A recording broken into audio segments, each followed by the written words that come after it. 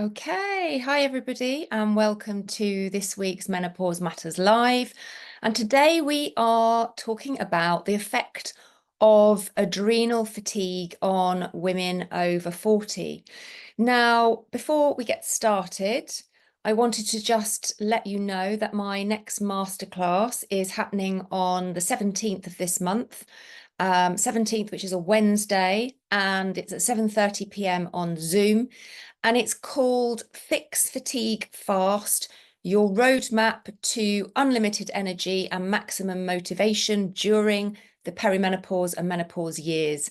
This is a masterclass that is really important if you are struggling with loss of motivation, fatigue, low moods, brain fog, basically the body kind of slowing down. If that's you, then this masterclass is really important to attend because I'm going to be covering just that topic. I'm not looking at every symptom of perimenopause and menopause. I'm looking at the ones that affect your ability to produce energy, to get going, you'll get up and go, and so on. So, and also what I share is very, very different to what others are sharing because my focus is on the 4 pillars of menopause health. And I have a big focus on something that nobody else is really talking about in the way I talk about it, and that's minerals. And once you understand this critical element, then everything can change. So if you haven't been to this masterclass before, I've only run it once before, which was a couple of months ago in this format. Make sure you're registered. If you would like the link to register, just put it in comments, put the word masterclass, or send me a direct message, and I will get that link over to you so that you can register. Registration goes live in the next few days, so as soon as it's ready, I will get it over to you. All right, let's get started on today's Menopause Matters Live. And as I said, today we are talking about the effect of adrenal fatigue on women over 40. First of all, let's just talk about what the adrenal glands are and their function, because you need to understand what they are, what they do, first of all, before you can understand what adrenal fatigue is. The adrenal glands are very small, they're triangular shaped, and they sit on top of your kidneys, one on each kidney. And they their primary function is to produce different hormones, namely cortisol, adrenaline, and something called aldosterone. That's the key hormones that the adrenals produce. And they help to regulate metabolism. They are important for your immune response. They are important for blood pressure and the body's response, of course, to stress, which is where the cortisol and the adrenaline come in. Now, when we talk about adrenal fatigue, what I will say first of all is there's been debate over the last probably 5 years, maybe longer, about whether adrenal fatigue is actually really a real thing. And there are some that say, the adrenals can't be fatigued, therefore it is an inaccurate term. And I get that. And if we're being absolutely, correct, then adrenal fatigue probably isn't the right word. Adrenal dysregulation is a better term. But I think that adrenal fatigue is easier for people to understand. So I use it. I don't care that, it's not absolutely 100% correct. What we're saying is that the adrenals, when impacted by chronic stress over a long period of time, stop producing adequate amounts of hormones like cortisol. And this results in persistent fatigue. It can make it very hard to get up in the mornings. It can cause cravings for things like salty or sweet foods. And it makes it very difficult to handle stress. And often what you'll see is where there's adrenal issues, there's also issues with the thyroid, because the two work very closely together. And that's why in my masterclass and in all of my teachings, when I talk about the 4 pillars of menopause health, one of those pillars is the healthy functioning of 2 very important energy producing glands, which are the adrenals and the thyroid. obviously 2 adrenal glands, 1 thyroid, so 3 glands. And that is really, really important to know. And if you are struggling with any of these symptoms and you're not looking at these in detail and making sure that everything is optimal, you're not going to get improvements. So what are the causes of adrenal fatigue or dysregulation? Firstly, chronic stress, of course. So when I say chronic stress, I'm talking about stress over a long period of time. So, and it's sort of persistent stress where the body's, the adrenals are constantly being tapped, constantly being taxed and asked to produce or overproduce the hormones that are necessary for our survival, namely adrenaline and cortisol. And over time, that whole function can break down. Now, is it just due to the stress? No, there's lots of other stuff going on in the body. When we're stressed, we burn through a lot more minerals, specific minerals, and that in turn has an impact on the rest of our body. So it's not just the stress, it's the impact that that stress has on all aspects of our body that really eventually leads to the adrenals basically saying, sorry, not going to play ball anymore. Lack of sleep is another one. Overwork is another one. So people that push themselves too much, too long, you can get away with it probably in your 20s, maybe your 30s, you get to your 40s, you keep trying to go at that level. That's why I get a lot of professional women coming and working with me who have been, lawyers and solicitors and, people who have got quite highly stressed jobs. And then they get to their 40s and perimenopause hits and bam, everything crashes. And they don't know why, because they don't feel like anything's changed. They've always worked at this level, but it's because with the perimenopause, with the onset of menopause and all the changing hormones, the body just can't cope anymore and something has to give. And, you've got to think of the adrenals in a kind of protective measure as well. When the body stops the adrenals working properly and the thyroid working properly, it's often a preservation thing. It's the body saying, I'm going to slow you down because if you try and keep going at this level, you are going to burn out and something, you're going to get very sick. So the body has a kind of checks and balances in place, and people don't realize this and they don't take on board that the body's actually not breaking. It's trying to protect you for longevity so that you stay alive, because ultimately it has one goal, which is to keep you alive. Emotional stress, of course, goes with the chronic stress. It can be emotional, it can be physical, it can be any kind of stress.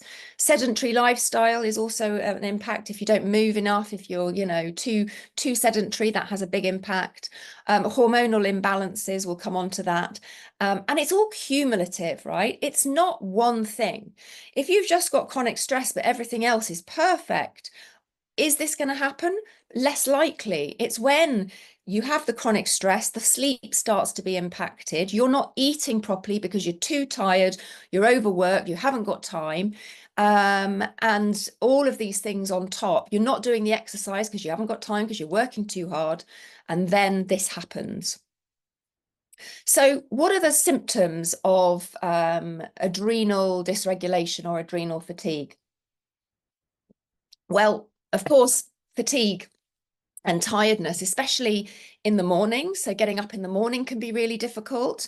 It could be mid-afternoon, but it can be that you get to a point like I did when I had my complete burnout after I lost my dad and that very stressful year afterwards, where you just can't get any energy together for anything. I mean, I couldn't even going for a dog walk needed then a 30-minute on the sofa recovery session, which is ridiculous, but that's the truth of it.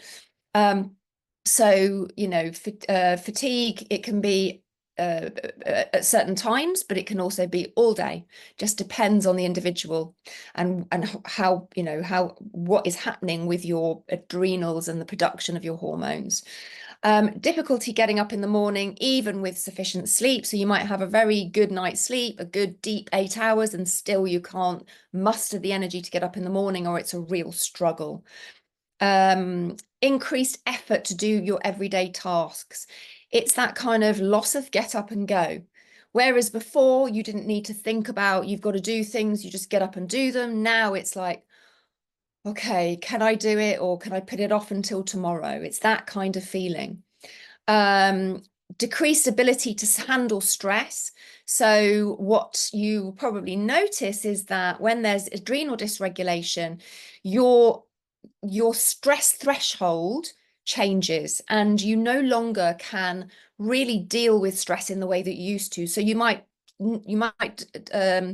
talk about it like having a short fuse. You are much shorter with the kids. You've got less tolerance with people.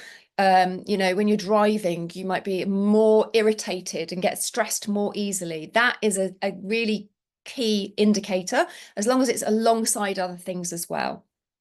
Higher energy levels in the evenings is another one, because what can happen is when cortisol production becomes dysregulated, what should happen is cortisol is at its very highest in the morning, and then throughout the day, it slowly decreases until the evening, where it's at its lowest point. Melatonin starts to rise as cortisol falls. Melatonin is your key sleep hormone, and you get tired and sleepy and you go off to sleep. That's what should happen. But what can happen is it's flipped. So at night, suddenly your cortisol is at high and your melatonin is non-existent. And in the mornings, the opposite. And so you can have really struggle to get up in the morning, but actually be quite wired, but still tired in the evenings. Also feeling overwhelmed and unable to cope. Anxiety and depression are definitely signs of adrenal issues. Eventually, you can get to the point where you feel very depressed, but anxiety is another one that can kick in as well. And then brain fog and difficulty concentrating. Now, notice a lot of these are also perimenopause symptoms, and they're also thyroid symptoms or hypothyroid symptoms. And that's why it's difficult unless you are trained and you understand and you can read lab tests and understand what's going on with somebody. It's very difficult to know what is it that's causing these symptoms. You go to the GP, you talk about it, they may say, oh, it's perimenopause, give you some HRT. Is that exactly what you need? Possibly, but possibly not. So the connection to the menopause perimenopause and menopause, there are a few things. Firstly, hormonal changes, falling estrogen and progesterone puts more stress onto the adrenals, because when we hit menopause, our production of our sex hormones, which has always been from the ovaries, stops. And it doesn't completely stop, but it is negligible when you hit menopause and in that lead up to menopause. But we have to produce the hormones. And so what takes over? The adrenals. They are your second line of production of sex hormones. But if your adrenals are fatigued or dysregulated and they're not able to even produce enough of your survival hormones, cortisol, adrenaline, then you are going to have big problems producing enough sex hormones. And this is what I see a lot. I believe that a lot of the situation in the last, with women really struggling with perimenopause and the switch over to less hormones. I mean, look, the switch over, the change has an impact on us all, physically, mentally, emotionally, for sure. But if you are also struggling with your adrenals, and they are dysregulated and you're not producing enough, you haven't got enough in the tank for them to produce your survival hormones, then non-essential hormones like estrogen are going to be downregulated. And I really, really strongly believe, because I see it a lot, that a lot of women are struggling even more with the loss of estrogen rather than progesterone, because because of the stress and the adrenals not being able to take up the slack that they were made to do. That is what their function is. Increased production of cortisol.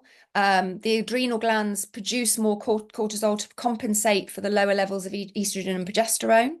So that's also can be an issue. and we can become more heightened stress sensitivity. So with hormonal changes, women become more sensitive to stress. And this heightened stress sensitivity, again, can overwork the adrenal glands.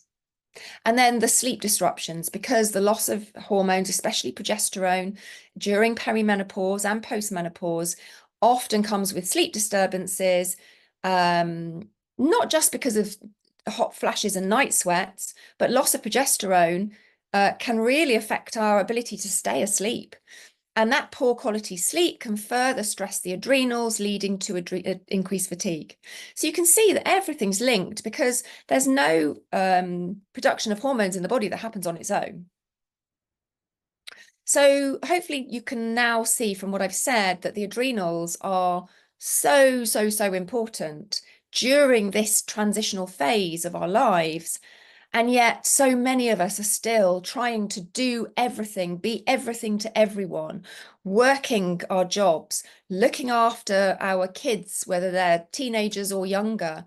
Then we have the added stress of aging parents, and then trying to actually keep relationships going with partners and friends, and having a life and feeling like we can enjoy ourselves and we're not just kind of existing to work. All of this adds to the stress. And then add on things like, what's happened over the last few years, and that really can tip people over the edge. So what can you do about it? Because it's all very well knowing all these things, but what can you actually do about it? Well, first of course, diet and nutrition.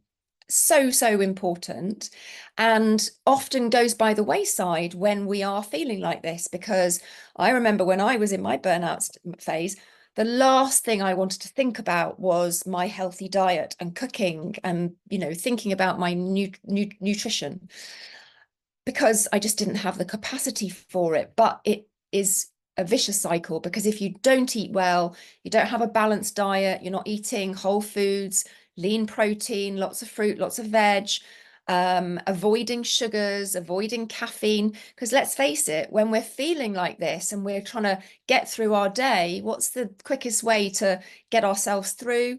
Go for the coffee, go for the double espresso, go for the chocolate bar, go for the bag of Haribo, whatever it is for you, to get you through. But that is compounding the problem. It's robbing us of nutrients, and it is affecting our health and therefore our ability to heal even more. We need to focus on adequate sleep and rest. We must be making sure that we are getting that 7 hours plus a night, that we're going to bed when our body clock tells us to, not falling asleep on the sofa and then crawling to bed and then suddenly having a second wind and not being able to get back to sleep. When your body is telling you at 9 o'clock that you are dropping off, get your ass into bed ASAP, because that is your window for sleep. And I can promise you, if you start to listen to that little signal from your body telling you to go, then you will notice that your quality of sleep will improve massively. I still make the mistake of missing my window, and then I've got an Aura ring, which I use to track my sleep. And every time I do it, my sleep quality is affected. When I go to bed, when I'm feeling sleepy, usually for me, it's around 9:30, then my quality of sleep, my length of sleep, everything improves. Regular moderate exercise. And I say moderate exercise, if you are thrashing it at the gym, trying to lose weight, trying to, get your body in shape, when you are already struggling with lack of energy, fatigue, loss of motivation, etc., you are making things worse. Movement's really important, but do you know what? Going for a 45-minute walk every day at a fast pace is going to do you many more benefits than going and thrashing yourself in a cardio class. So really think about the type of exercise you're doing. But exercise is important, unless you are actually at the burnout stage, which is when we say really pare down the exercise until we've got everything balanced again and your body can actually produce energy again. Practicing stress management, we all know the things: meditation, yoga, mindfulness, breathing exercises, all really important to help regulate that nervous system and help the body to reduce the cortisol production. Limiting alcohol, of course, because alcohol is a poison, it's a toxin. It has to be detoxed by the liver, prioritized over everything else. So really important to get that down.